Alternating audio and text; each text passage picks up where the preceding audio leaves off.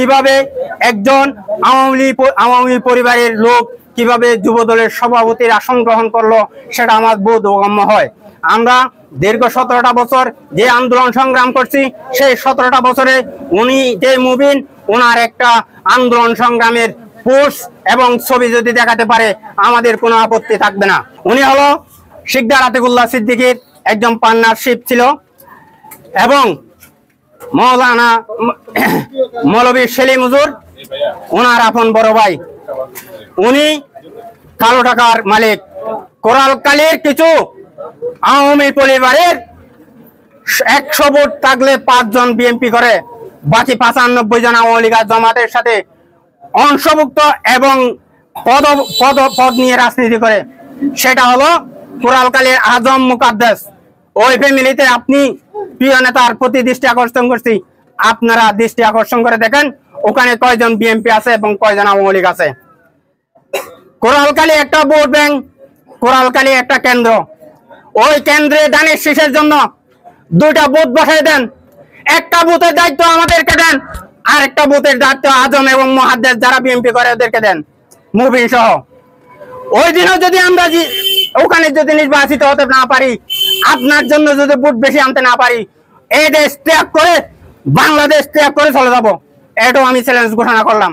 উনার বড় ভাই জুবাইর আমাদের 28 আগস্ট যখন আমরা বদরকালীতে প্রিয় নেতা সালাউদ্দিন ভাইয়ের নির্দেশে, জামিল মিয়ার নির্দেশ ক্রমে আমরা যখন বদরকালীতে মিটিং করতে যাওয়ার পূর্ব পরিকল্পনা নয়, তখন বাড়িজাফরের সাথে বাড়িজাফরের সুরগুন্ডা এই চকরিয়ার দক্ষিণ চাটালার গরুচুর নব্যসরার সাথে আঘাত করে এবং আওয়ামী লীগের সব নেতা কর্মীদেরকে নিয়ে লাল ব্রিজ আমাদেরকে ব্রিগেড দিয়ে ওনার বড় ভাই আপন বড় ভাই জুবাইর লাঠি হাতে নিয়ে আমাদেরকে প্রতিহত করার জন্য লাল ব্রিজ মানি দাঁড়িয়েছিল। ওনার আপন ছোট ভাই মুজিব, উনি একজন ইউনিয়ন যুবলীগের কাউন্সিলর, উনি যুবলীগে ভোট দিয়েছে। মামুন নামে একজন যুবলীগের কাউন্সিলর ছিল সাধারণ সম্পাদকে, ওনাকে ভোট দিয়ে উনি ওখানে কাউন্সিলে অংশগ্রহণ করেছিল, ওনার আপন ছোট ভাই। ওই পরিবারে একজন বিএনপির কর্মী না থাকার পরেও প্রিয় নেতা আমাদের সিংহপুরুষ কক্সবাজার জেলার মাটি ও মানুষের হৃদয়ের স্পন্দন জনাব সালাউদ্দিন আহমদের প্রতি দৃষ্টি আকর্ষণ করছি। এরকম ব্যক্তিদের সাথে নিয়ে কথা শুনে সাহারবিল ইউনিয়ন বিএনপির যারা দায়িত্ব আছেন, আপনাদের সহযোগিতায় আজকে একটা কমিটি হয়েছে, সেটা হলো পারিবারিক এবং আত্মীয়করণ কমিটি। এই কমিটি আমরা অতি শীঘ্রই বিলুপ্ত চাই। এই কমিটি তৃণমূল মানব না এবং মানিও না। এই কমিটির বিরুদ্ধে আমাদের অবস্থান কর্মসূচি অব্যাহত থাকবে। আমরা এই কমিটির জন্য আমরা তৃণমূলের যারা সক্রিয় রাজনীতিতে জড়িত আছি, আজকে দীর্ঘ মামলা মোকদ্দমায় জর্জরিত হয়ে বউ বাচ্চাদের হক নষ্ট করে আজকে এই রাজপথে ছিলাম।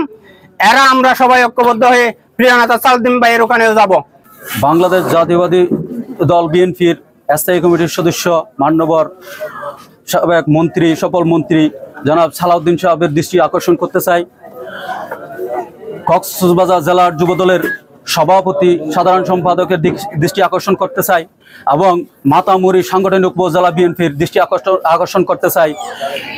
আজকে সাহারবিল ইউনিয়ন যুবদলের যে কমিটি দেওয়া হয়েছে, সেই কমিটি একটা হাইব্রিড কমিটি এবং পারিবারিক কমিটি এবং সাধারণ সম্পাদকও একজন পারিবারিক আওতাভুক্ত এবং ক্ষমতার অপব্যবহার করে সাহারবিল ইউনিয়ন যুবদলের সিনিয়র নেতৃবৃন্দকে বাদ দিয়ে একজন পারিবারিক কমিটি উপহার দেওয়ায় আমি তীব্র প্রতিবাদ করছি।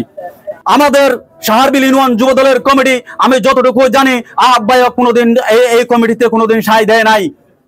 আমি এই কমিটিতে আয়ার পরও কিভাবে এটা প্রচার করেছে সেটা আমার বোধগম্য হয় নাই। সেটা আপনারা দেখে শুনে সালাউদ্দিন সাহেবের কাছে আমার বিনীত আবেদন, এটা আপনি আবার রিভিউ করে আপনি দেখে আবার সাহারবিল ইউনিয়নকে সুসংগঠিত করুন।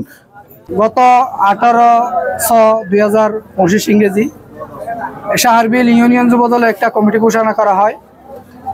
সেই কমিটিতে আমাদের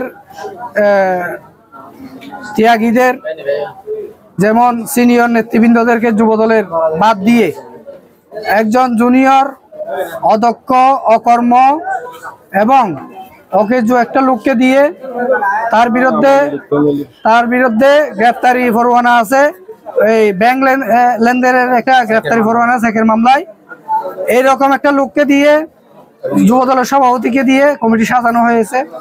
দীর্ঘদিন যাবৎ এই রাস্তায় আপনার এখানে বলেন, ঢাকাতে বলেন, কক্সবাজারে বলেন, চট্টগ্রামে বলেন, সব জায়গায় আমাদের রক্তের ফুটা পড়ে নাই, এমন কোনো জায়গা নাই। কিন্তু দুঃখের বিষয়, বিগত 17-18 বছর যিনি এই রাজপথে ছিল না, মুবিনুল ইসলাম, সে কিসের মাধ্যমে, কার মাধ্যমে আসলে আমি জানি না, সাহারবিন ওনাদের সভাপতি যাকে দিচ্ছে উনি একটা ইয়াবা ব্যবসায়ী এবং রাজনীতির মধ্যে ও আন্দোলনের সময়, অবরোধের সময় আমরা কোনোদিন পাই নাই। এখানে ত্যাগী নেতারা এই কমিটির মধ্যে বঞ্চিত হয়েছে। ত্যাগীদেরকে বাদ দিয়ে নতুন হাইব্রিডদেরকে এনে এই দলের সুসময়ের প্রতি যে অনাকাঙ্ক্ষিত একটা বিশৃঙ্খলা সৃষ্টি করতে চাচ্ছে, এটা নিয়ে জাতীয়তাবাদী যুব দলের একটা সাহেবিনের একটা শিক্ষিত এবং গুছালোভাবে আমাদের একটা আগে তৃণমূলের নেতাকর্মীরা ছিল। এই কমিটি যেভাবে আসলো কেন এটা কিছুতে বুঝতে পারতেছি না, কিন্তু এই কমিটি আমরা কিছুতেই রাজি না। কেননা এই কমিটিতে এবং কোনো কেউ এখানে এই কমিটিতে আসে নাই। সিনিয়র নেতৃবৃন্দকে আমাদের একটা আকুল অনুরোধ যে আপনারা সুদক্ষ বিবেচনা করে এবং সুন্দর দৃষ্টিতে ত্যাগীদেরকে মূল্যায়ন করেন। যারা রাজনীতির সাথে জড়িত ছিল তাদেরকে আপনারা পদমূল্যায়ন করেন।